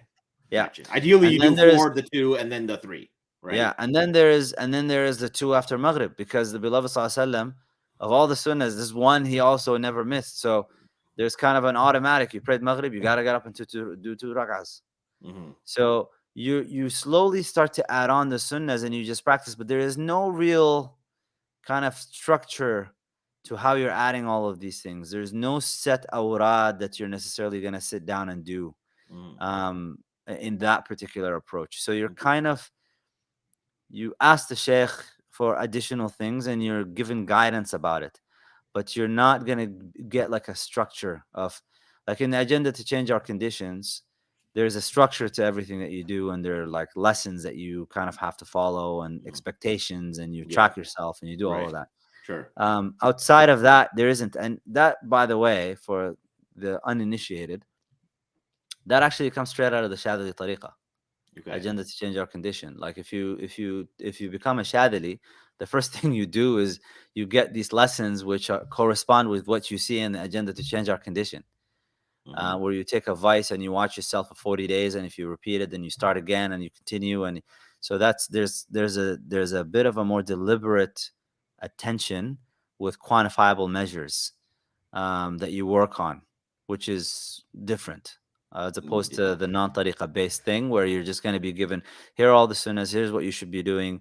You add them on, you keep dual trial and error a little bit here and there. You observe the sheikh, you follow the sheikh, the teacher really, but they're not really a tariqa sheikh. You're observing the teacher and what they're doing, and you're trying to emulate that teacher as best as you can. Okay. Um, yeah. I've got to ask about consumption of food when it in line with this, right? I heard a teacher say several years ago that if you are talking about spiritual excellence or trying to push yourself in ihsan or tasawwuf, and you're heedless of where your food comes from, you're just like, oh, we heard it's halal, oh, it's okay. I think I just say Bismillah and eat or whatever. Then you're just lying to yourself. What's your take on that approach? Like that, the relationship of food and consumption of halal, like really halal over You are. how maybe in America, because I think it's interesting when I speak to even the British brothers, who seem to have more progressive views. The idea that somebody would walk into a McDonald's here in America and like order a Big Mac is completely foreign to them. Yeah. You are what you eat. You are what you eat, and that food that you take is going to eventually be incorporated into your cells in your body. Mhm. And if you are finding, that's why the first thing that we're taught by the mashayikh is, if you're finding it really difficult to get up and worship and to do acts of obedience, the first thing you need to assess is, this is, you're trying to direct energy towards the worship of Allah. Inna Allah tayyib wa la yaqbalu illa tayyiba. Allah subhanahu wa ta'ala is pure and does not accept anything other than what is pure. So if you're trying to direct energy towards Allah subhanahu wa ta'ala, and that energy comes from questionable sources, it's like trying to, just to give kind of a bad analogy to this, imagine yourself saying like, okay, I'm going to pray dhuhr. I'm not really sure if time has entered yet, but I'm just going to pray dhuhr and just say, Bismillah, hopefully it entered. Do the Only Allah can iqamah. judge me. What's that? Only Allah can judge me anyway. So Only can Allah can judge me, but I'm just gonna look. I'm just gonna pray dhuhr. I've you done right. everything correctly, you know, but I just don't know if time has entered yet or not. Let's hope that it's for the best. Bismillah. My intention is good, and let's hope for the best. I mean, you see how not like ridiculous it is when you give kind of like a ridiculous analogy to that. It's the Right. same way. Like, okay, you're just gonna eat this food. You have no idea the source. You don't know if it's halal or not. You don't know how it's prepared, who bought it, all of that stuff. And then that energy, because energy, you want to direct that energy towards worshiping Allah. Well, if it's not happening, then there's something wrong. And I could tell you, this is mujarrab. This has been tried, not just by myself, but many others. Once you start to focus on the source of your food, not only will you not need to eat that much, like Thumama ibn Athal, this companion who accepted Islam after initially being captured by the companions and brought to the masjid of the beloved Sallallahu, and then tied up for 3 days, where he just observed what's going on. And during those 3 days, one of the things that was done for him was the Prophet Sallallahu said, get him lots of food, like, make sure that he eats well. And he was eating a lot, like they brought him a lot of food. And after he became Muslim, the food that he got was little. And there was a question about that, like why? And he said, the kafir eats in 7 stomachs, whereas the believer eats in 1. Like the kafir's food has no barakah in it, whereas the believer, you don't need to eat that much to get the benefit that you get. So if you have halal food, and by halal I don't mean just how the food was prepared, I mean the work that you did, the money that you earned, is that work halal? Sure. Right? Yeah. And did you actually perform your duties to the degree that you now earned that money? Okay. I can tell you, for example, like sometimes at work, and I've tried this, I've done it a couple of times, and it was enough to get stung twice to never do that again. When I do really long shifts, sometimes you just get tired, man. So I just go to there's a what they call is the recharge room. Yeah. So I go to the recharge room. There's like a massage chair there, and there's a beanbag chair. So I just kind of go and lay down and just kind of get a massage and just chill for an hour. Mm. 2 times I did that. Both times, there was emergency calls towards the end of my shift that forced me to stay an extra hour, which accounted for the hour that I actually went to that recharge room and slept Right. in. Wow. So just doing that was enough for me. And I was like, you know what? Like, that's not worth it. Yeah, I'm tired, whatever. Just kind of march through and keep going. Mm. So you have to make sure that your food is halal, the source is halal, the money that you bought the food with is halal, because the food could be halal meat, but if the money that you bought it with is not halal, then the entire thing is not halal. So how do you deal? So as someone who's into fitness, you're talking about eating minimally and relatively speaking. Now you're talking about macros and grams of protein. How do you yourself deal with that? Like, seems like this contradiction because I remember on the Mad Memlooks we did this podcast with actually my coach, my personal trainer, like a year ago or so, and Mm. he was talking about the amount of protein you got to eat and whatnot, and I followed that and it helped me out. People were commenting like, "Well, the companions didn't eat like this, kind of how much protein that you don't need to measure this stuff." So, as someone who's in the fitness space or has been in the fitness space and still is diligent about the gym, how do you manage that? What seems to be this contradiction? It's not really a contradiction because I'm eating deliberately. Like my food intake is all calculated. I'm eating for a purpose. Okay. And so because I'm eating for a purpose, I'm doing things in a deliberate way, and I'm not overeating, I'm not over consuming. And yeah, sure, the companion okay, you want to bring in the companions and bring in if you look at the progression in Olympics times, and I'm talking about like tested, so no drugs, really rigorous testing. And I know Olympic athletes, Yep. by the way, Mhm. so I can attest to just knowing them and and their veracity. These guys are clean. Some of them don't even do just your regular supplement store supplements. They just eat food. Okay. The evolution in nutrition knowledge and training strategies has you can see a marked difference in the records being set from the early 1900s all the way till now. Okay. People are running faster, people are lifting more weights, people are excelling. The people are running marathons. Once you hit sub whatever, however long marathon, now all of a sudden everybody's doing it. It's like once one person does it, you get all these people doing it.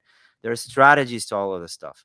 So this idea that you bring up, I don't appreciate that retort from people, because to me it's like, look, man, you're lazy, you don't want to do this kind of thing, it's too much for you, so now you're just going to throw the companions under the bus so that you don't do the work. The Mm. fact is, they didn't have the level of knowledge that we have with regards to all of these things. And I guarantee you, if they knew that, if the companions, as they were training to be fierce in battle, recognized or knew, I mean, they were doing some training. They were all wrestling. Yeah.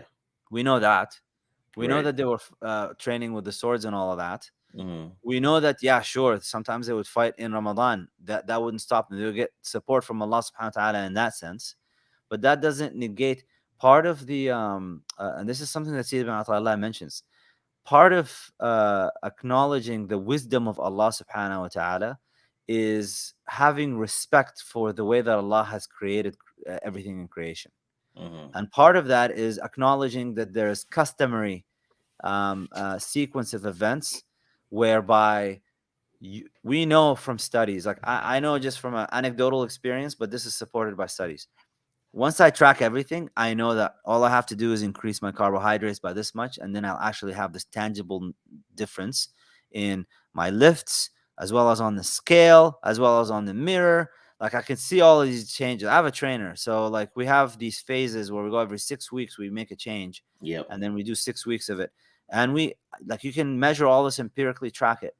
I think part of the reason that we as Muslims have not really gotten to where we should be is because there's far too many of us that don't actually respect empirical verification and the empirical method of tracking and measuring and assessing consequences of certain behaviors and validating that when I do X, Y happens. Right. Right. Yeah. I mean, So, they say in engineering, like what you can't improve what you don't measure.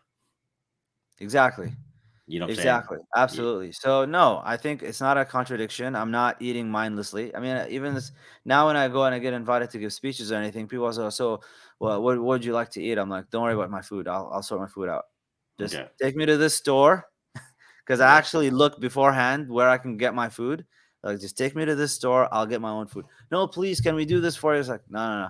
And so they brought me food 2 days ago, and they're like, we just brought you food anyways. I'm like, apologies, but somebody else is gonna have to eat this. I can't eat it and then I actually pulled out my phone and I showed them my chronometer. I use chronometer to track all my food.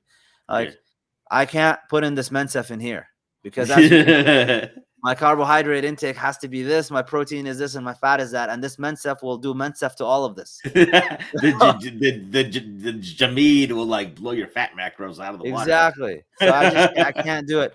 Oh wow. I'm like, and then I looked at the guys. I'm like, oh, you guys need to actually be deliberate about this as well. Look at you, like you're in your early 20s and you're out of shape. Come on, man. Like, Oh, right. For sure. We were, so now, if I understand correctly, if I, going back into this, the methodology of, spirituality and, tasawwuf and the approaches, you've recently moved away from that. You don't have to disclose which order, but you've taken on an order. What prompts the jump from maybe going from the Mauritanian approach, which is, you're nailing your sunnahs, your prayers on time, you're doing the athkar from the sunnah, to going to a more like maybe a tariqah based approach? I should also mention the Mauritania approach does include tasawwuf in it, because if you read like Ibn Ashir, the Sure. last section is on tasawwuf. Okay. And so they do speak about these things. Matharat al-Qulub is another text by Sayyid Muhammad Mawlud. Sure. So purification of the heart, which Sheikh Hamza Yusuf has translated and did a commentary on. Yep. So that's not to say that they don't concern themselves with these things. They do. It's just you don't find kind of a structure around it in the same way that you find in tariqas. One of the mashayikh told me before that you don't choose a tariqah chooses you. Okay. So it's not something that I deliberately went off and set off to kind of do. I just found myself. It's the same thing with doors opening. Like, Yep. this thing is just there's a compulsion that I just experienced, and also just a reflection on the patterns of my readings and behavior and everything. And my subhanallah, my wife, when we first got married and she just saw kind of like what I do on a day-to-day basis, she's like, you are the most non-shadhili that I've seen. You're the most shadhili, non-shadhili that I've ever met. Yeah. Because literally everything that you do is like in line with what they do. How come you're doing it this way? And it's like, it's not like I read anything that told me to do it this way or that way. It just so happened to be just this is how I kind of approach these things. Yep. So that's really it. At the end of the day, it's a matter of just finding myself fitting like a key in a lock. Like, this really just made sense. And everything in my life has been based on mentorship, has been based on finding elders and people that guide me through it. And that went to fiqh, aqidah, and then I was just thinking, it's like, this thing also is the same. You want to get to Allah subhanahu wa ta'ala. You got a methodology that speaks and resonates with what you do. Just that's the way that I approach it. I think the difference in the way that I take it, which some Sufis following tariqas may find a little bit unsettling for them, I have a very strict kind of limitation to what a sheikh's role is. So this business of contacting the sheikh about, like, should I marry so and so, or what do you think about this business venture that I'm about to enter into? Can you see in your vision something that I can kind of like, get into here with this thing?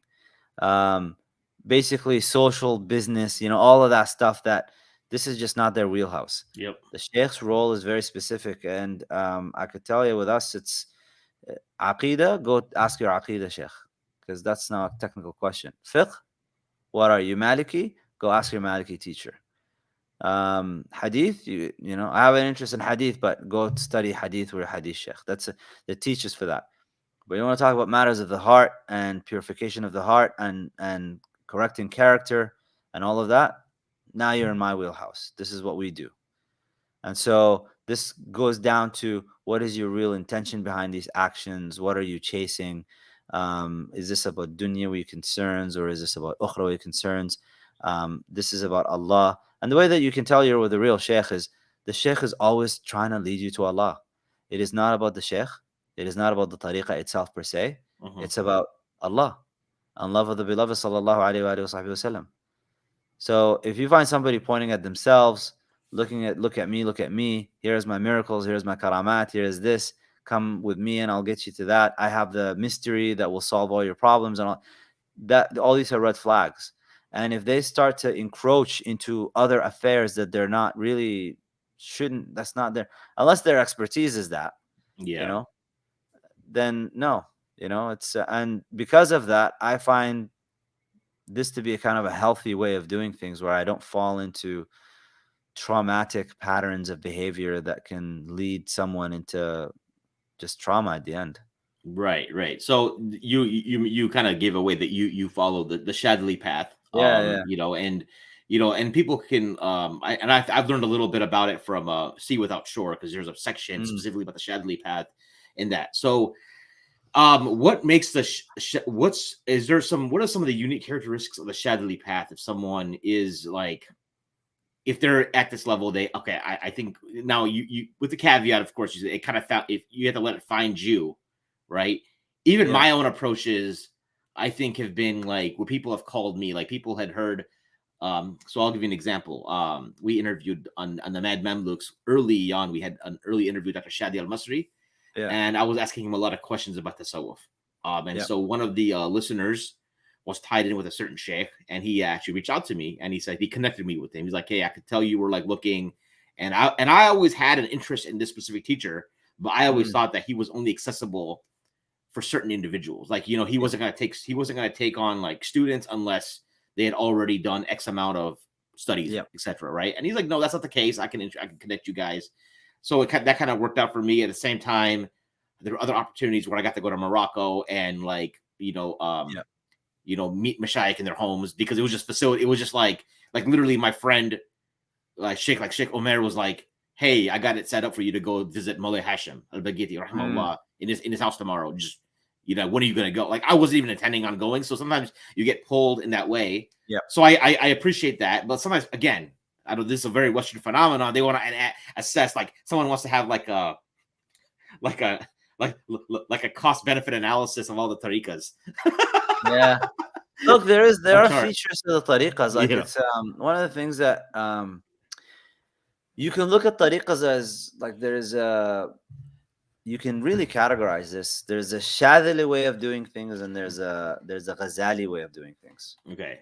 And the tariqas typically you can see a pattern that's kind of evident when you examine it in that way. So is that the high level? Like that's the first Yeah, high level kind of like starting there's from there. tariqas can fall under like a Shadili way of approaching tasawwuf Yeah. and a Ghazalian way of approaching tasawwuf. Hmm. And the Ghazalian way of approaching tasawwuf, because tasawwuf is really all about the nafs Right. and purification, all that. Right. Okay, so the Ghazalian way of doing things with the nafs, if you read the Ihya, there's a lot of subjugation and subduing and controlling and making self go hungry and thirsty, and like there's a lot of just beating down of the self in that way. Hmm. Imam al-Ghazali himself, if you read the book properly and go to the end of each section, he even gives it away, and he says we just have to go to that extreme so that you can get to the middle, Hmm. because we see such excess, we need to describe such deprivation that you finally get you to the middle way. But nevertheless, it's still an approach of just being rigid and hard on the self. The Shadili way, on the other hand, is one where you're doing a bit of more of a negotiation with the self.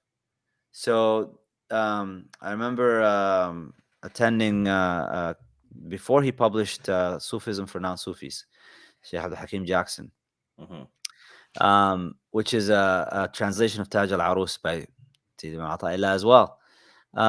Sayyid Ibn Ata'illah is a Shadili. And one of the things that Sheikh Jackson mentions was for Imam al-Shadili, for example, you should wear a Rolex, because the Rolex, first of all, you keep it in your hand in the sense that you're not attached to it. It's not an identity thing, but it sends a message to other people that you are not someone who could be manipulated with material things, because you have material things. So they can't just come at you and say, like, I have this thing that I can now negotiate with your lower self with. Hmm. Um, the approach is you negotiate of the negotiation is, if you let me do this, then I will let you do this. So to give you an example, just in training wise, I have a refeed day every week when I'm doing a cut. And so I'm in a state of caloric deficit for 6 days. And then I look forward. And as the cut gets deeper into the cut, it gets more difficult to sustain. But the negotiation is, but on day 7, I can go and have those buttermilk pancakes with the ice cream and all of that. And it's like my nice refeed day that I just enjoy. And so the nafs will say, like, all right, I'll lay off of you. You do your thing for 6 days, and then I'll enjoy that 7th day. So the Shadilway has that negotiation tactic with the self.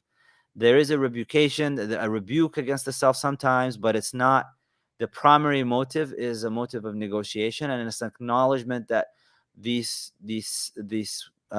whisperings of the self, they're not bad in themselves in that way. They're not taken in a negative light. It's just, and when the self doesn't want you to do something, it's just, you just negotiate back and forth. So there is no kind of looking down upon it, which I find the reason it resonates with me is because it felt a lot like what Imam Malik was doing when looking at with that man with asceticism. Sure. Asceticism in the Shadhili way is not necessarily material asceticism.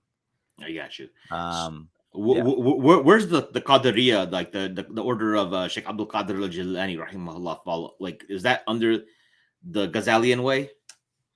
I'm not really familiar with it to give an informed comment about it. So Okay. I don't know, but just observing some of the murids and Yeah. how they do, it feels, so they feel more like the Shadhili way of doing things. Yeah. Whereas the Rifa'is and the Naqshbandis, Yeah.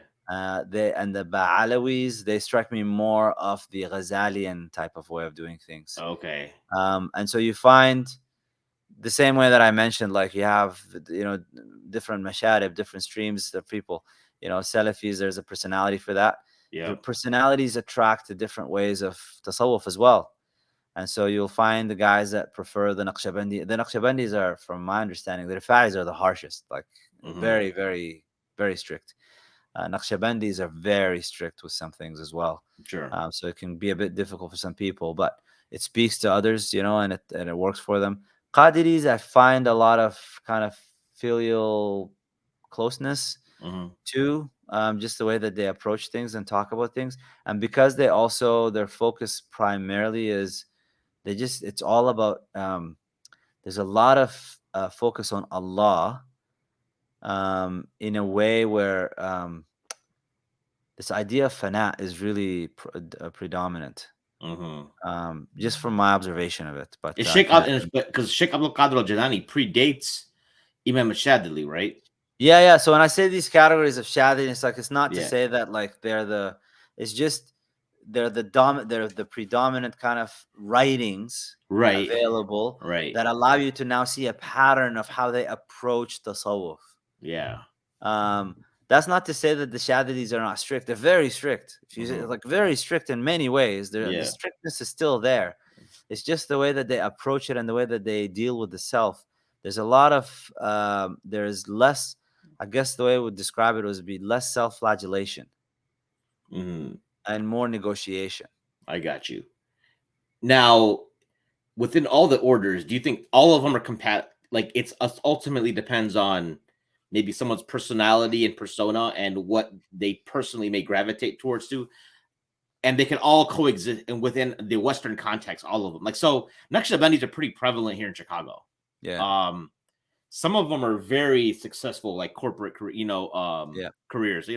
Like, so Sheikh Hussein Abdul Sattar, he's he's a very well-known pathologist.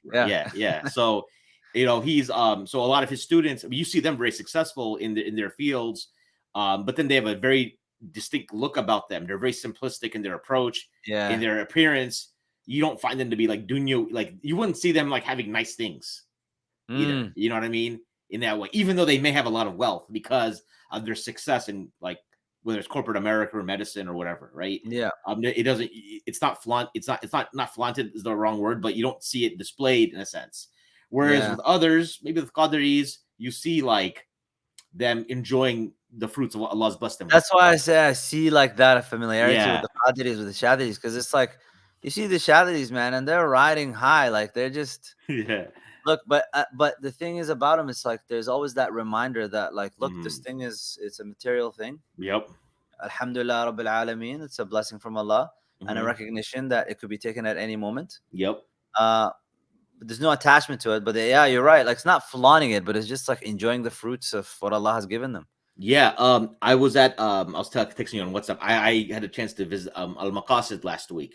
Mm, Sheikh Yahya wrote this is yeah. he's found and they're Ba'alawis, and so there's and I remember reading something about like so the Ba'alawis, if I understand correct, a lot of it is on the I think it seems to be popular. Like I don't know how many there actually are in America, but it seems to be popular because you hear so much about the works of Imam al-Haddad Mm, and like people giving like bayat to Habib Omar, right? yeah. And the Yemeni shawl that look and Yeah. like a lot of salawat upon the Prophet. Yep. Those are the so that's what I assume. It's actually I was actually surprised to hear you say that they kind of fall more under the Ghazalian wing, based on your perception.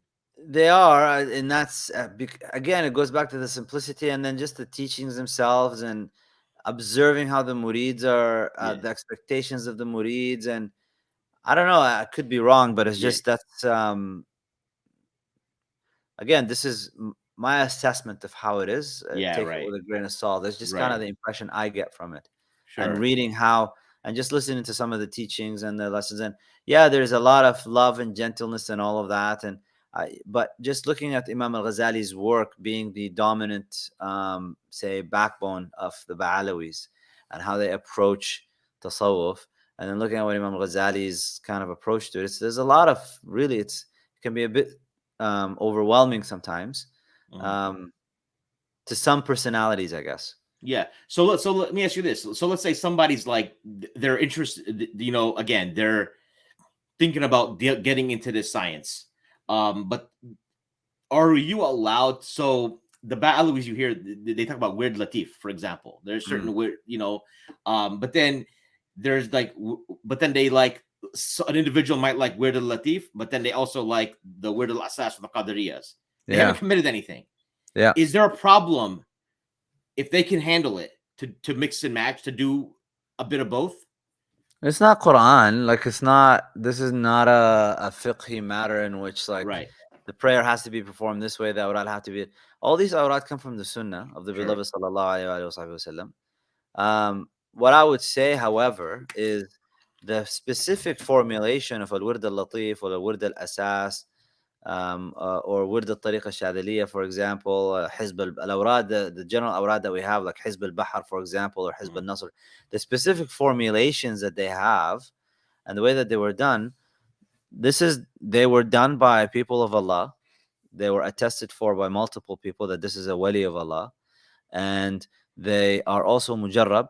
They've been tried, and the benefit of them has been tangibly experienced by multiple people, and so they should be done in the way that they were handed down.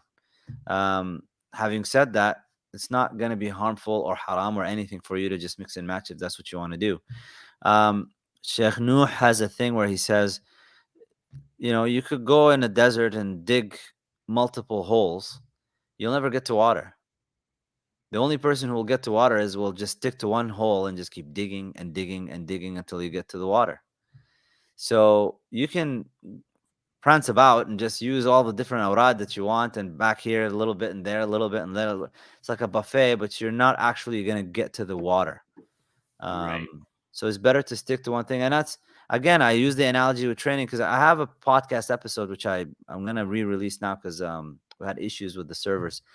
The road to the spiritual is physical. There's a lot of similarities between training and like physically and training spiritually.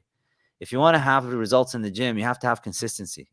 You Yeah. can't just go in and just haphazardly get on whatever machine you like and just do a little bit here and a little bit there and a little bit there and then expect results. Mhm. Yeah, there's going to be some freaks out there who are just genetic marvels. They just touch a weight and they get big and they get jacked. But that's like 1 in a billion.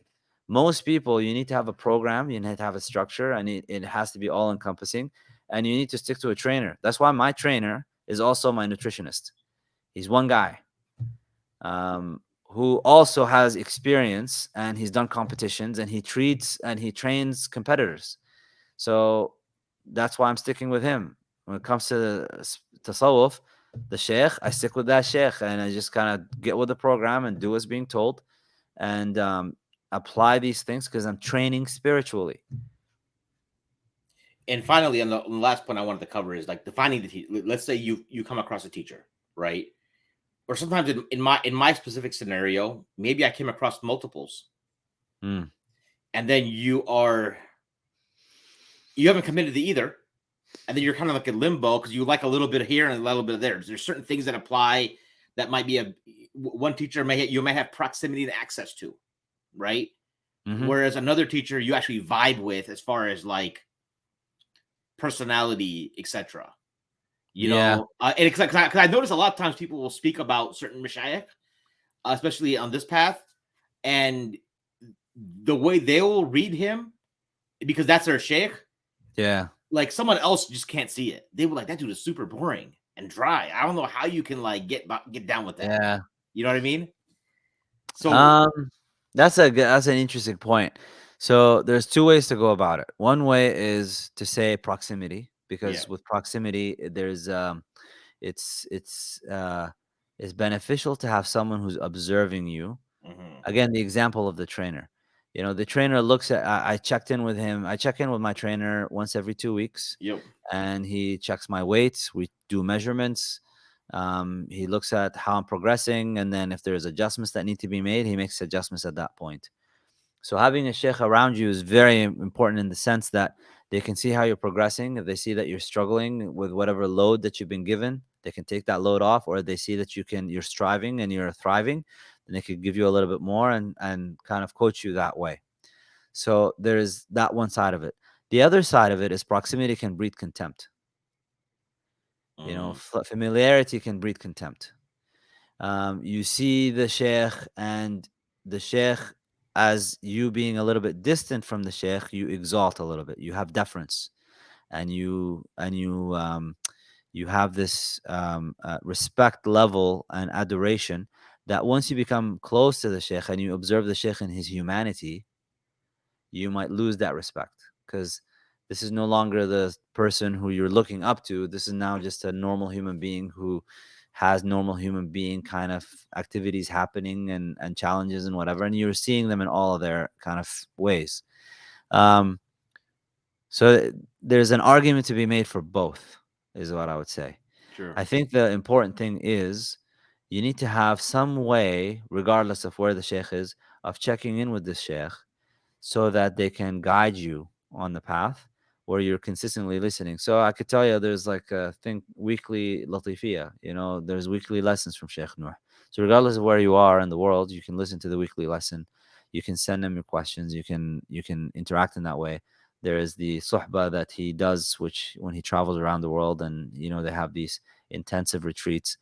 Or you can travel and kind of spend some time over there in Jordan if that's what you really want to do. Hmm. I would not recommend up and leaving and just going and doing that. But Hmm.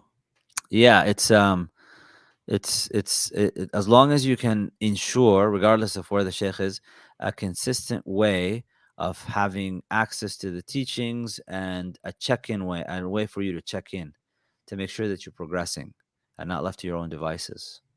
Okay. Yeah. Well, Dr. G, man, it was a real pleasure. We almost went the full 2 hours. You have any closing Wow. thoughts? Well, yeah. I gotta go make breakfast and go to work now. Like I said, Oh, that's good. I've been awake since 3:30 in the morning. So Alhamdulillah. It's alhamdulillah, almost 10 o'clock at night over here. yeah, So, yeah. So again, like just real quick, quick plug for what you got going on, and then we'll call it a day. well, in terms of plugging things, Al Andalus Academy is the main way to basically connect with me. So, we got a weekly halaqa that's going on. We did, alhamdulillah, about a couple months ago, we completed the hikam of Sidi Ma'atullah Secondary. And I believe what we did at Al Andalus is the only full translation and commentary in video of the entire Hikam of Sidi ibn Ata'illah secondary. So that's available to Al-Andalus Halaqa members. You And right now mean we're that and the only one in the English language? the only one in the English language where you can go through the entire Hikam, Mm. translation and commentary. I like for the longest time, you go to no matter which sheikh it is, they do the intensives and the retreats, and they usually cover like 2 or 3. Okay. So if you want to go through the entire Hikam of Sayyid ibn Ata'illah secondary, How many are there? 264, Wow. go through the entire thing, do the translation, the commentary on all of them. And the commentary that I do, and those who are familiar with how I teach, I relate it to kind of modern. It's a modern commentary. Yeah. So that entire thing is available on video commentary on Al-Andalus Academy, so you can gain access to that at the halaqa. You should probably talk to Dr. Salah Sharif. He can make that a book for you. That'd be good. You know what I'm saying? Like I was, Yeah. because he just did it for Yasser Qadi Sira. Yeah, subhanallah. Because I gotta set my, it's something that we really want to do. Okay. And the other thing is now we're going through Kitab al-Tanwir, Okay. the Book of Illumination. I'm going through it in it's in Arabic. So what I'm doing is I'm getting the Arabic. There's an English translation by what's that alphabet person? Kugel. Scott Kugel, Yeah. Yeah. So I don't use that. Okay. I don't trust anything from sources like that. Sure. So I'm doing my own translation of that and commentary as well. So that's happening every Wednesday. Those who are interested can join Al-Halqa, and we'll have it's a live session that I do every Wednesday with open forum Q&A afterwards.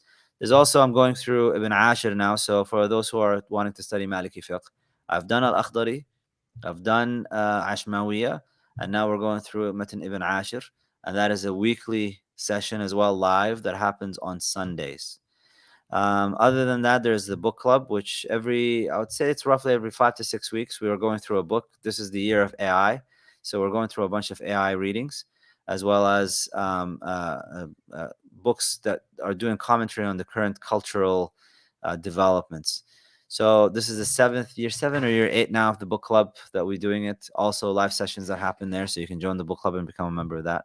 Or you could just take the whole package and attend everything if that's what people want to do. And of course, there's the podcast, Mohamed Ghilan. You can find it on any platform. And YouTube and Instagram is where you can find me there as well, where I do a bunch of other things. So under those, you can actually go a la carte, and maybe if you only want one thing, you can get that. Or is it like one? It's a month to month. It's based on a month to month kind of membership. Right. There's no locked in contract or any long term commitment.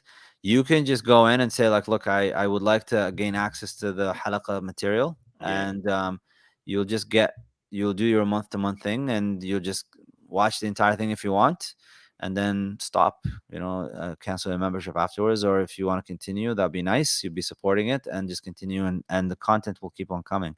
Right. So that's that. And then there is something else in the back burner that I'm doing that inshallah will announce when it comes up in the next couple months. But that's for another time. Look forward to it. Well, again, Jazakallah khair, much appreciated. For our listeners out there, if you have any questions or comments, you can email me at info@sultansandsneakers.com. If you want to support the channel financially, you can do so by becoming a patron at patreon.com/sultansandsneakers. If you can't support financially, please at least like and subscribe, share the podcast wherever you're listening. Leave a review if you're listening on Apple Podcasts or Spotify. For my special guest, Dr. Mohamed Ghilan, I'm your host, Mahin the Podcaster, signing off. Assalamu alaikum. Alaikum salam wa rahmatullah.